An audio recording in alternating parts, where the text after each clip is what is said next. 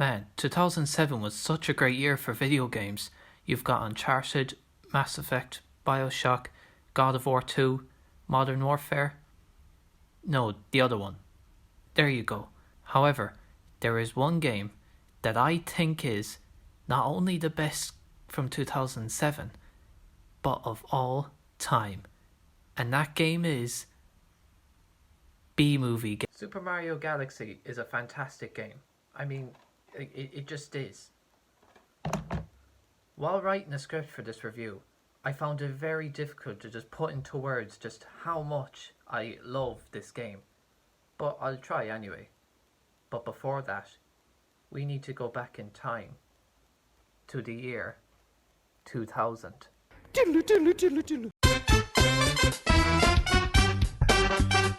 After the release of Super Mario 64, Nintendo were like, so we just made one of the most revolutionary 3D platformers of all time.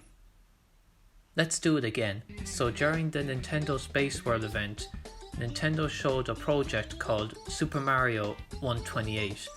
It was a tech demo to show what the GameCube was capable of, such as moving terrain and having many characters on screen. Many games such as Pikmin, Metroid Prime, and Zelda Twilight Princess were inspired by the tech demo. People were wondering if Mario 128 would become a game itself. Spoiler alert, it didn't. When Super Mario Sunshine came out in 2002, it didn't utilise the power of Mario 128. While it was a great game, it wasn't as revolutionary as 64. As a result, this disappointed fans thinking they were going to play a game like Mario 128. In 2007, the producer, Shigeru Miyamoto, said that it was nothing more than a demonstration of the GameCube's power. Nintendo instead reworked and improved Mario 128 and created the best thing mankind has ever made since the invention of brown bread.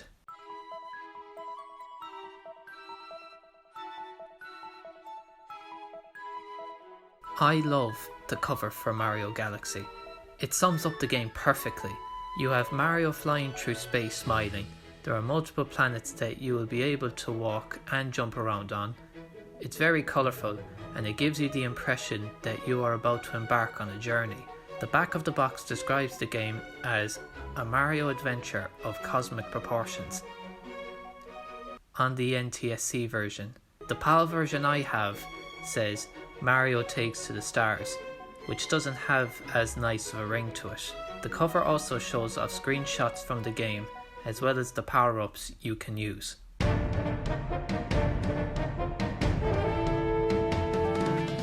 Every 100 years, comets appear in the skies of the Mushroom Kingdom. Princess Peach invites Mario to her castle to watch said comets. Mario makes his way to the castle, meets Peach, they look at the stars, the end. I'm just goofing. New boot goofing. What really happens is Bowser wreaks havoc, and instead of kidnapping Peach, he just takes the whole castle with Mario on it. He gets blasted by Kamek, and Bowser teleports along with the castle. Mario wakes up on a planet with 3 Lumas that turn into bunnies.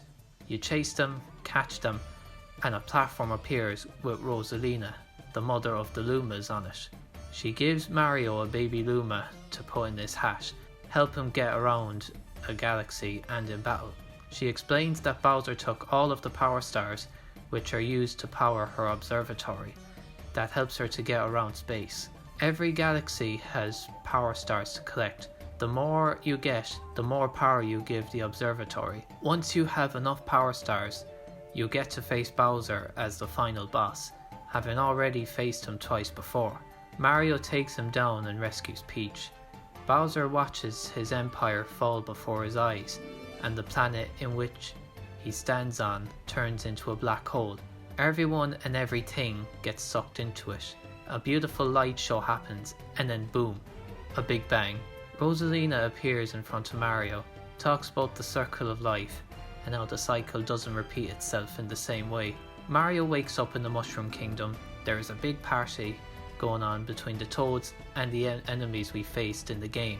Peach and Bowser also wake up. Mario looks up, sees the observatory in a star form, stands up, stretches his arms out, and shouts, Welcome! Welcome, new galaxy! Roll credits. The end. For real this time. And that's the story of Super Mario Galaxy. It's one that takes itself seriously, especially when you compare it to Super Mario Sunshine's story. Sunshine is more light-hearted in its tone. The voice acting is somewhat cringe, and the game treats Bowser like a buffoon. Mario Teaches Typing is a more serious game with its tone. Oh no! I'm a fallen, and I can't get up! That is my impression of American advertising. Thank you very much. Thank you. Okay, maybe not. I'm not saying it's bad. If anything, I like it for what it is. I'm just stating the glaring contrast between the two game stories. There is dialogue, but it is used in text bubbles. There is a library you can enter where you could read Rosalina's backstory. She sits down with a book on her lap and reads it to her Lumas. Having music play over the story adds to the atmosphere. The more you play the game, the more chapters of her story you can unlock. It's such a heartwarming story, but just thinking about it nearly tears me up. It's completely optional, but it's a nice little addition to the game. Next slide, please. The controls in this game are really, really good. When you compare them to 64 or Sunshine, it's pretty obvious they control differently. Mario's moveset in Galaxy is similar to 64's. You can jump, double jump, triple jump, long jump, backflip, side flip, wall jump, and crouch. But you can't lunge forward, punch, or kick, and is instead replaced with a spin attack. It can be used to attack enemies, help Mario jump higher, or save you from dying. Every time you collect a Grand Star, which is something you get after beating a main boss, a new part of the observatory opens up. Each dome you can enter in the observatory is like a room in a house. There is the terrace, fountain, kitchen, bedroom, engine room, and garden. Every dome has 5 galaxies, with the exception of the garden. The 5th galaxy is a boss fight against either Bowser, Bowser Jr., or whoever Bowser Jr. decides to use, like Megaleg or King Calente. The garden is the only place in the game where there is no music. It's just sounds of birds chirping, and it's a nice break from the rest of the game.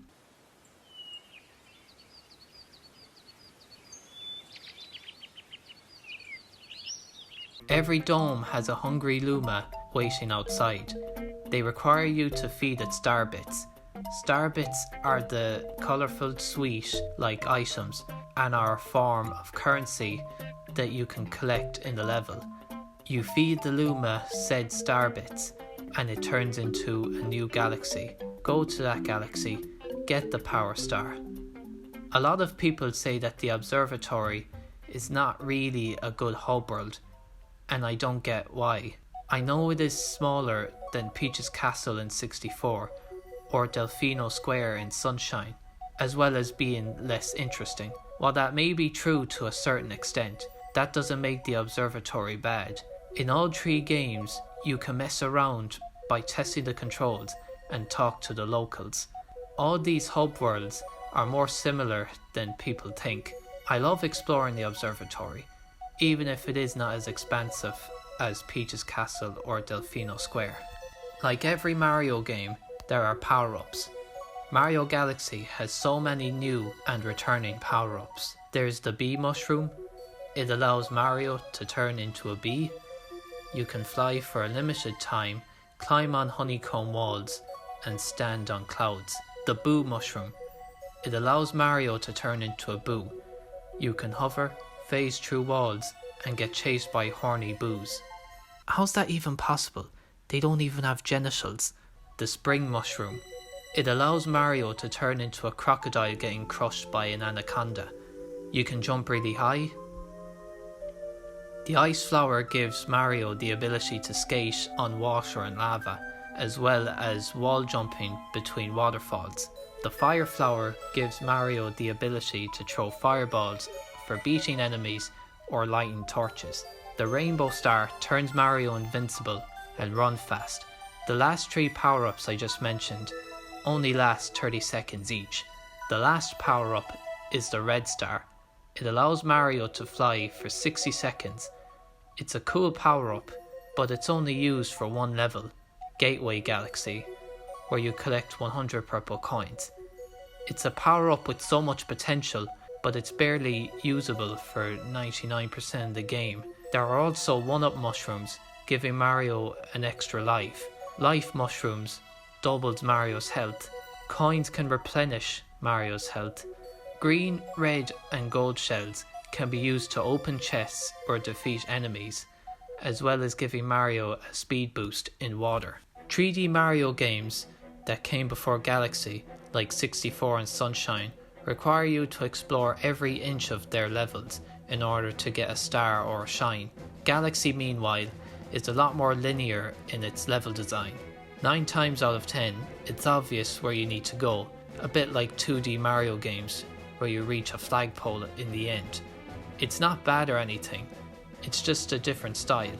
I prefer the linearity of Galaxy more than the heavy exploration of 64 or Sunshine. That aspect of those games can be annoying. When playing 64 or Sunshine, there are times when I ask myself, what am I supposed to do here? Where do I go? And I end up looking up a walkthrough online. I rarely had that problem in Galaxy. The level design is fantastic, and they are mostly unique to one another. Honeyhive Galaxy is a forest-based galaxy and contains friendly bees. Ghostly Galaxy is a haunted galaxy filled with booze, and it's where Mario meets Luigi for the first time. Toy Time Galaxy is a playroom-themed galaxy which has robotic creatures, and that's just some of the many galaxies with so much personality and charm. Each galaxy has 2 prankster comets. There's purple comets. You try to collect 100 purple coins, and some of these are under a time limit. Daredevil comets. You try to complete a level on 1 health, when you usually have 3 health. Speed comets. You try to complete a level under a time limit. Cosmic comets. You race a cosmic version of Mario with a star at the end. And last but not least, Fast Folk Comet. All enemies and obstacles speed up. Some of them are relatively easy, and then you have some that are challenging enough. There are secret stars to collect as well. You get them by A. Feeding a hungry Luma. It creates a new planet, and you get the star at the end of it. B. Going through a pipe. C.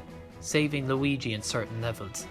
There are other different ways to get to the secret stars. These are just some examples. Some of these stars are green. Collecting all 3 of them will unlock 3 trial galaxies, which are relatively short levels. If you have a friend, you can give them a controller and watch them weep. All your friend can do is collect star bits, shoot star bits, and molest enemies. Yeah, it's a lame feature for being honest here. Why not let the second player be Luigi or something? You know, that would be cool. But no. Instead, Nintendo would rather let World War III happen among friends worldwide. After collecting all 120 Power Stars, you get to unlock Luigi as a playable character. As Luigi, you can collect all 120 Power Stars again, which in turn unlocks a final galaxy. It's basically the opening of the game. You collect 100 purple coins across the Mushroom Kingdom. Both Mario and Luigi can collect the star at the end.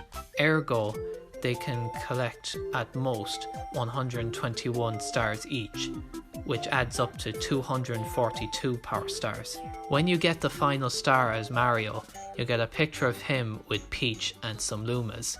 When you get the final star as Luigi, you can get a picture of him with Rosalina and some Toads. They're nice little rewards for completing the game 100%. The music is probably the best aspect of the entire game. It pretty much elevates the quality of Mario Galaxy from great to brilliant. It blows the previous and future 3D Mario game soundtracks out of the water.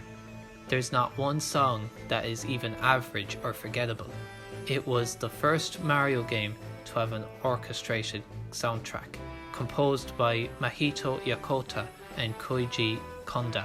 During the development of Mario Galaxy, Yokota presented 3 different styles of music to Miyamoto. One had an orchestral sound, the second had pop music, and the third featured a mix of both. Miyamoto chose the orchestral piece as it sounded most space-like. He chose it because he was looking for a sound that would express the game, in contrast to the tropical sounds of the original Super Mario Bros. Game. Having an orchestra is perfect for this game. Just listen to some of the tracks.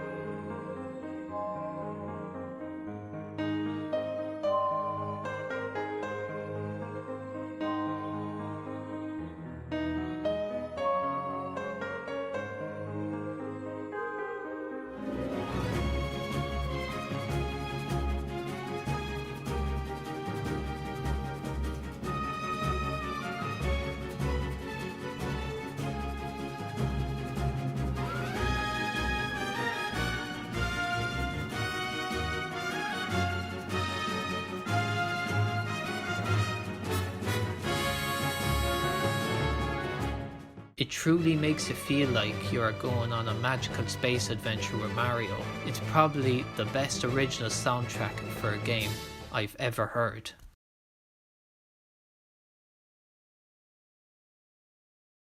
What more can I say? I love Mario Galaxy. It's a game that was part of my childhood. I've played so many games in my 21 years of existence, and this game is the only one I wanted to 100% complete. I remembered when I was 7 playing this game and seeing the part where the Luma waves goodbye to Mario as it jumps into the black hole, and the music playing made me cry. Playing the game was a magical experience. However, it's not perfect. Here are some problems with the game. A. The gravity mechanics can be annoying at times to deal with. B. The same or similar bosses can appear in different galaxies. C. How can anyone breathe in space? And that's just some of the problems that I had. These problems, however, don't ruin the game. No film, TV show, or game is perfect, and sometimes these aforementioned problems can be nothing more than nitpicks. The game is available on Wii, a digital download is available on Wii U, and a port of it is available in Super Mario 3D All-Stars on the Switch. The All-Stars port is a more HD version of the game. It runs really well. It's fine, but if possible, I recommend getting the Wii version. And this is why Super Mario Galaxy is a nearly perfect game. And that is my review for Super Mario Galaxy. One thing I found really interesting while researching this topic is that in mainland China, they have their own console called the Nvidia Shield, which was approved by Nintendo themselves, and Mario Galaxy is on it. But when did it come out? 2008? 2009? Quite a long wait.